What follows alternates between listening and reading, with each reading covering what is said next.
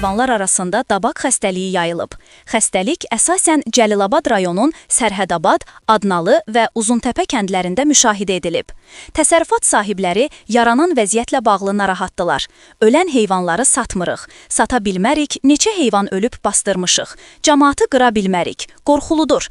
Həkimlərə xəbər vermişik, onlar da gəlib iynə vurmaq istəyiblər. İynə vurulan heyvanlar qırılıb ölüb. Ona görə də daha vurdurmağa qoymadıq. Xəstəliyə peyvənd olunanlar da tutulur, olunmayanlar da, deyə sahibkarlar bildiriblər. Ekspertlər qeyd edirlər ki, xəstəlik yoluxucudur, hətta insanlara da keçə bilər.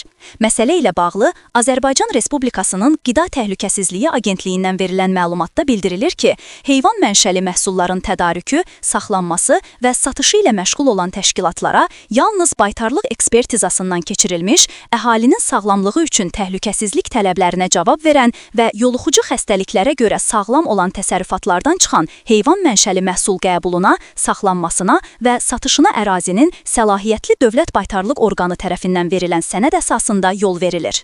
Qurumdan bəs dabaq xəstəliyi haqqında açıqlama verilmədi.